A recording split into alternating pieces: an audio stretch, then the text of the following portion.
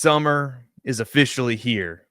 Redraft season is right around the corner, and we are going to kick off my redraft content today with a mock draft. What better way to do it?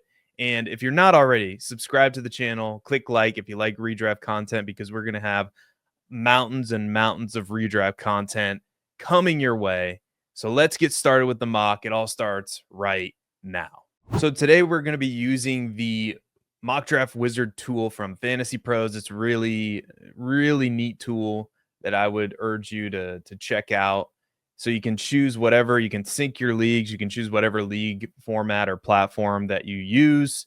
I don't know, it doesn't really matter. I'm just going to click sleeper. Today we're going to be doing a 2025 redraft PPR snake draft, 12 teams, and we're going to randomize my pick right now.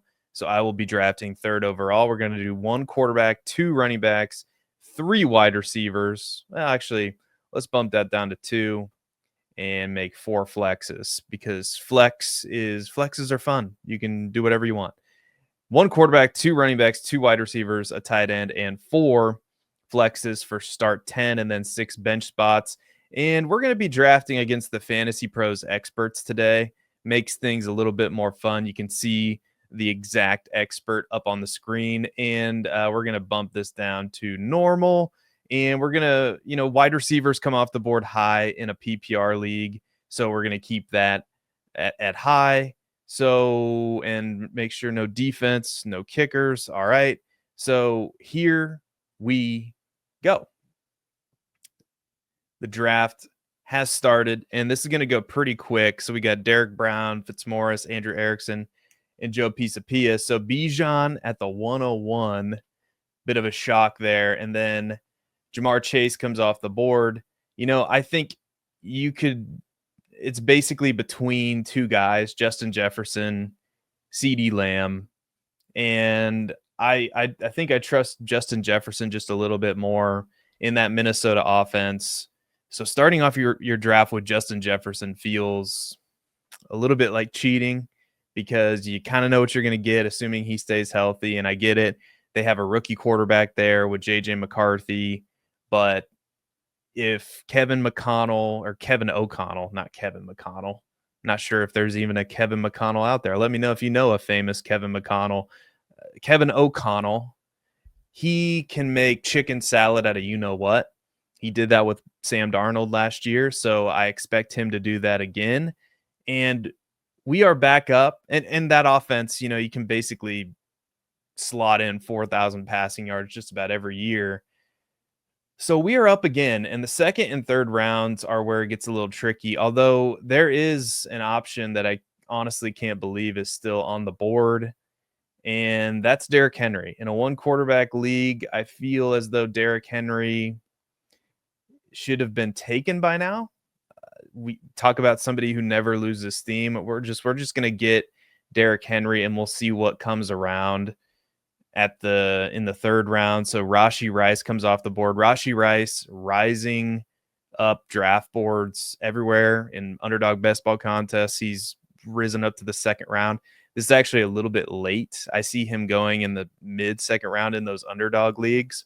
So Rashee Rice, Bucky Irving, Trey McBride, Chase Brown come off the board. So we have an interesting choice. We have the elite quarterbacks still available. There's probably no way that either of those guys will come back to us. It's interesting. Jonathan Taylor's still on the board. Josh Jacobs is still on the board if we want to go RB heavy. I did set this room to be wide receiver heavy. So pushing wide receiver, we'll see if we decide to do that. We'll see what we get.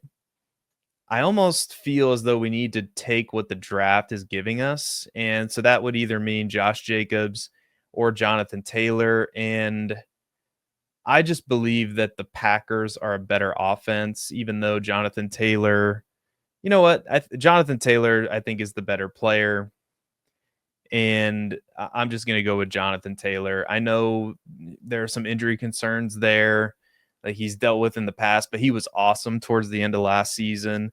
So starting with Justin Jefferson, Derrick Henry, and Jonathan Taylor feels pretty good. And we have our 2 starting running backs right off the bat. And it looks as though coming around here, all the elite quarterbacks are gone except for one. Uh, not, I mean, some wide receivers came off the board, the wide receivers you would expect. There are still some good options at wide receiver.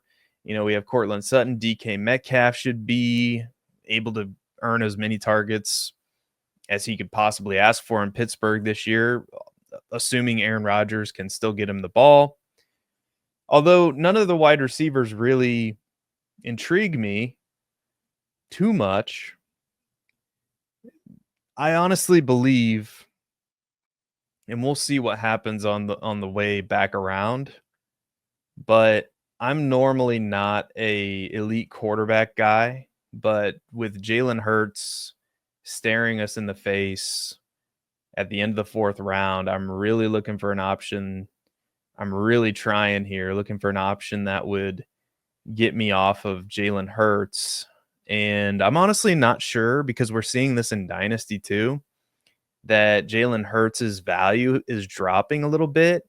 And I don't know if it's because the offensive coordinator, Kellen Moore, is now in New Orleans. I don't know if it's because they expect some kind of regression because they won the Super Bowl. I have no idea. All I know is Jalen Hurts feels like a value at this pick. He feels like a value in just about every format. So I'm just going to go ahead and lock down the elite quarterback here and feel great about it. Really, Justin Jefferson, Derrick Henry, Jonathan Taylor, Jalen Hurts. Now, we do need to start making moves at wide receiver, especially in a PPR league. So we're going to have to make up for loss, or we're going to have to make up for lost ground. We're going to have to make up for lost time, I think is the expression. So that leads us to wide receiver. Now we could stack up Devonta Smith. That's an option for us. Chris Godwin is also there. He should be back and healthy this year. That's an intriguing option. A lot of these wide receivers, to be honest with you, are in a similar tier for me. And I really wonder, man, a lot of these picks all feel the same, to be honest with you. And I just kind of want to do it. I don't know, it'd be kind of playing with fire to see if he gets back. And I just want to make sure that there's no other option available that really sticks out to me. The stack would be okay, but I'm not a huge stack guy, assuming it's, or I shouldn't say that. I'm not a stack at all cost guy. Devonta Smith, it's going to be an offense that doesn't throw the ball a ton. We're banking on Jalen Hurts' rushing upside. So I'm really either leaning Chris Godwin, or I'm seriously thinking about taking Travis Hunter here. I know it would be a pretty big risk, but there's no way he's coming back to me.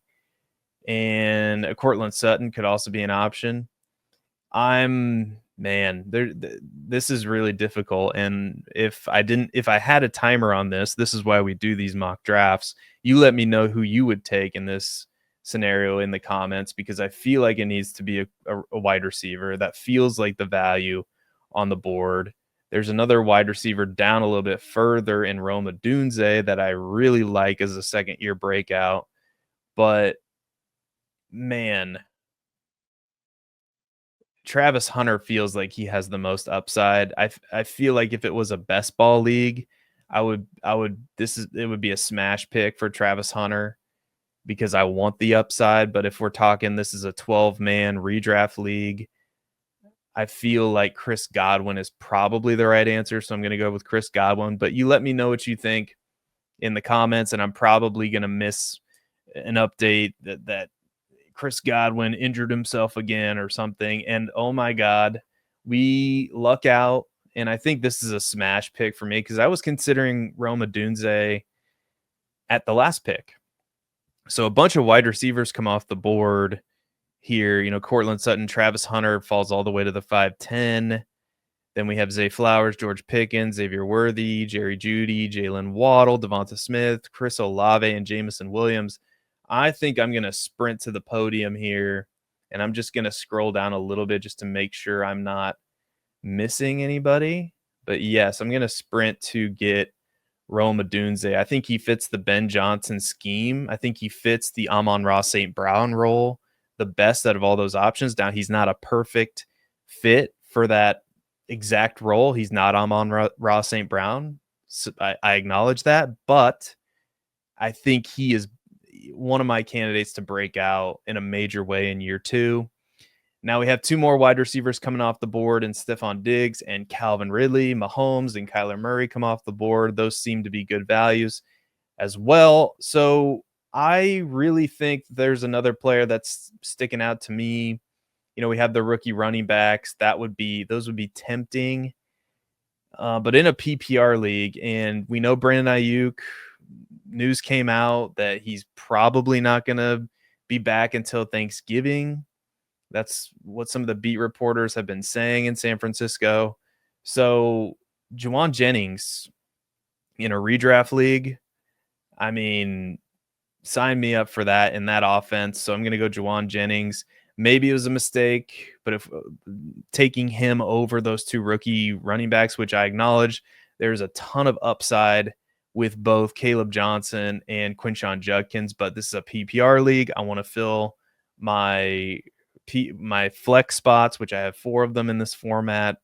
And we're going to be playing around with different formats too. So leave a comment. What format what roster settings would you like to see mock drafts of? We might do it here on the channel.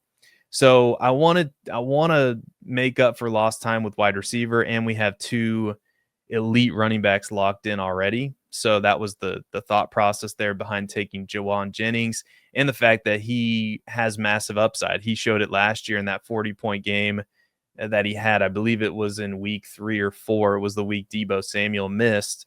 And in that offense with Christian McCaffrey back, I think it could be just a really stellar offense with Kyle Shanahan calling the plays.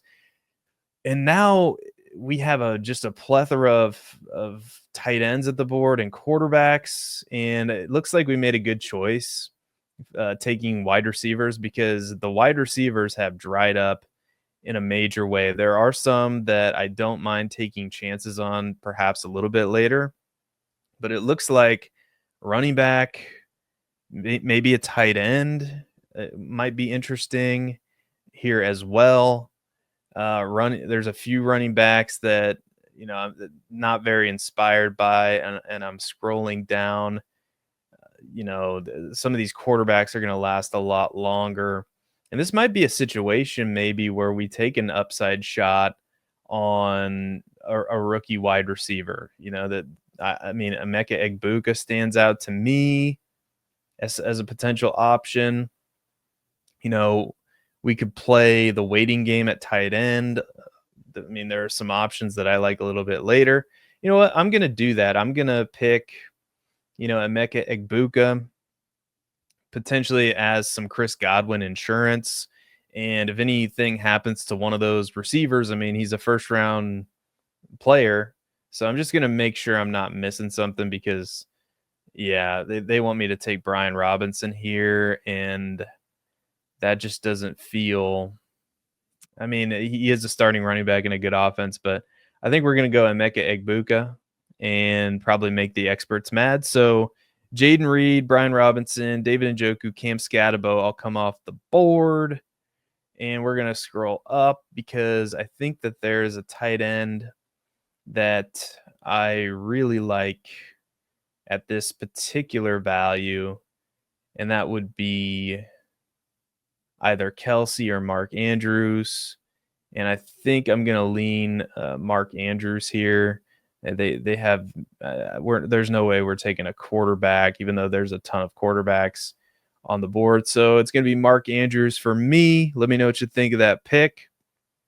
So we have filled our running back and wide receiver, quarterback. So we didn't really mean to do this, but we filled our starting lineup right away, basically.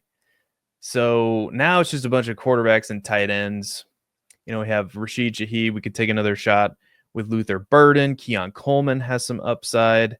Ray Davis could be a nice handcuff. It looks like we might be a little bit light with our third and fourth running back, at least in terms of we might not have a starter. And to be honest with you, I'm completely fine with that. The way we built our team, we already have a couple elite options at the top of our draft. So I think prioritizing those wide receivers and getting an elite quarterback when we did was fine. So I don't really regret that at all. But toward the back half of our draft here, which is the territory that we're in, we're going to need to prioritize priority handcuffs. So I'll be going over some of those and targeting some of those players here a little bit later. And one of those guys is Ray Davis.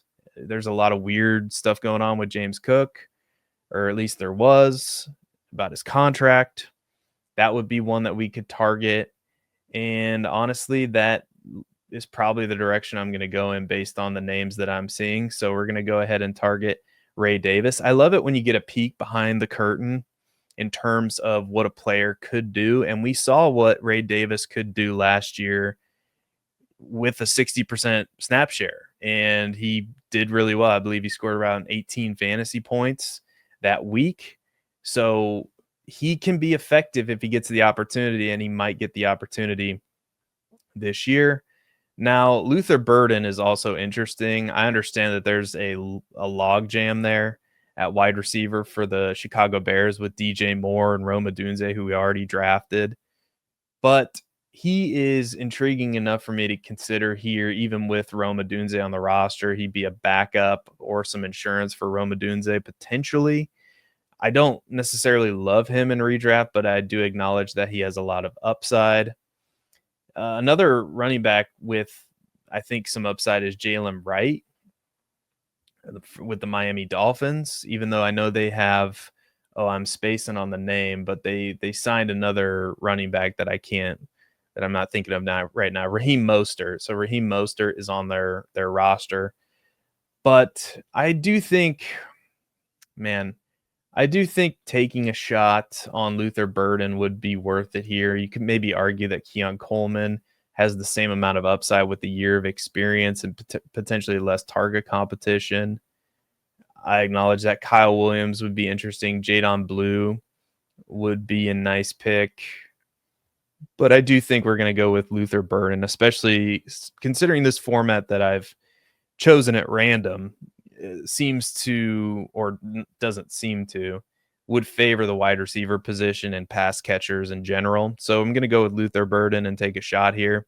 Now, that's with these two rookies here. You could say that I'm taking a big risk if these two guys don't pan out. And maybe I should have scrolled down a little bit further because Jaden Higgins was sitting right there, and that's probably somebody I should have considered over Luther Burden, considering he has the opportunity right away, you would think, in a really good offense with CJ Stroud. So don't make the mistake that I just made. Scroll the F down, please. I ought to get a shirt that says that, or at least have a on my whiteboard over there, scroll the F down. Because a lot of these options here, aren't as inspiring now. But, just kind of looking at, like, if we sort by running back here, because this is normally what I do in drafts. Typically, I want to target my receivers early. If I get an elite tight end, so be it. And by elite tight end, I'm talking Brock Bowers, Trey McBride. But if I don't get one of those guys, I'm more than happy to wait. We waited until the 9th round. We got Mark Andrews. I'm happy with that. I honestly don't think we need to draft another tight end. We could if the value's there, but with the back end of my roster, with these last picks, I like to target handcuff running backs. And so one of those running backs that to me stands out, and I just want to make sure, I'm assuming he's gone, but let me just double check and make sure Jordan Mason is off the board. I assume he is. I assume he probably went. Oh, he's right here. Duh. At the 904. So the pick after we took Mark Andrews, Jordan Mason came off the board. Okay. I still believe in you know, y- having the handcuff in San Francisco would be nice with Isaac Garendo. Having the handcuff would be nice in San Francisco because if anything happens to Christian McCaffrey, Isaac Garendo would be next in line. So I'm going to take Isaac Garendo. And then I'll go back to all and just make sure that we're not missing out on a wide receiver value. Actually, I'm going to sort it by wide receiver. I also don't necessarily think you need a second quarterback. It's depending on how many roster spots are available, depending on how your league drafts, because I'm in a league where people like to roster 2 and 3 quarterbacks in a single quarterback league for whatever reason. And then if that happens, you could be out of luck. So just pay attention to those factors. But it doesn't really seem like too many people in this draft are drafting a second quarterback. In fact, I don't think anybody has. So I'm fine to wait on that and target some other priority positions. And I'm fine also just kind of ignoring the tight end. We already have Mark Andrews. I know Tyler Warren might be tempting, but I really want to nail these late running back picks and basically focus our attention there because we do have 6 wide receivers on the roster. We might add another one a little bit later. We'll see what the draft board brings us and where the value takes us. So I think I am going to shift right back to running back, and I am going to take Jalen Wright here. A nice running back in a system that we like. If anything happens to Devon Achane, you would think he would be the guy who fills in. He is the guy with, he has some juices. He had a really good athletic profile coming out of Tennessee. So here we are right back up at the 14-10 in the 14th round. So you can see a lot of running backs came off the board. Kyle Monangai was the guy that I was targeting. It's interesting that he now is being drafted in the simulator ahead of Roschon Johnson. Woody Marks comes off the board. A few tight ends come off the board. Not many wide receivers. So let's see who potentially is available at wide receiver. And does it tell us the bye weeks? It does not. I would need to look up the Eagles. Well, I won't do that. Plenty of backup quarterbacks available. So let's scroll on down. Nobody at running back is really jumping out to me, to be honest with you. Taj Brooks is interesting, but he's likely a guy. I mean, we could draft DJ Giddens as potentially, Jonathan Taylor insurance. That might be a decent upside shot to take. Let's see what wide receivers. We have Quentin Johnston. You know what? I like Jalen Coker a lot from in Carolina. And, outside of that, there's not much left at wide receiver. I'm going to go ahead and take Coker, and then we'll see. Giddens, of course, comes off the board next. That was the other guy I was considering. So that's interesting. And then, Kendre Miller in New Orleans is an interesting player in this spot. I'll have to be honest, I'm not a huge fan of the player, never really have been. But there's going to be some opportunity for somebody in that offense because it can't just be Alvin Kamara. It just can't be. And in the 15th round, I think that's the direction I'm going to go. So we're going to take Kendre Miller as another potential handcuff. And Christ almighty, I mean, Caleb Williams is still on the board as a backup quarterback. I highly doubt that this would happen this way in a single quarterback league, although I guess it could. Looking at running back, there's really nothing here that makes me jump out of my chair. So I think we're just gonna take the quarterback here with Caleb Williams or Dak Prescott. CJ Stroud is still there too. Wow. But I think Caleb Williams would give us the most upside. So our draft is done, and I get a B. I feel like this is the exact grade I got last time in the Dynasty mock draft that we did last on the channel. So you can see it put my players into a starting lineup.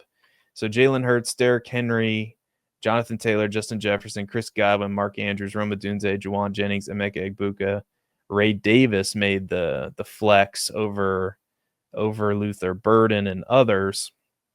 So in this format, some of those deeper options, some of those handcuffs might come into play a little bit later. So let's go ahead and view the full thing. And according to this, I would finish 7th. So it's really close, but right behind Pat Fitzmaurice. And shockingly, all the experts are down here below me. So I did outdraft the other 3 experts. So the starters, I was 10th amongst the starters.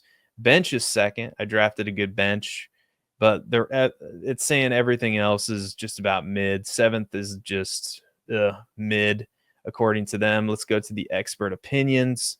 So there are some experts that really liked it. Who I'm not sure who Michael Tomlin is. Alfredo Brown, 88 out of 100. Looks like Joe Pisapia really hated my draft, though, and Dave Kluge as well. So we'll see. Let's go to steals and reaches here. Looks like Caleb Williams was my only steal. I think that's what that means. Pick analysis.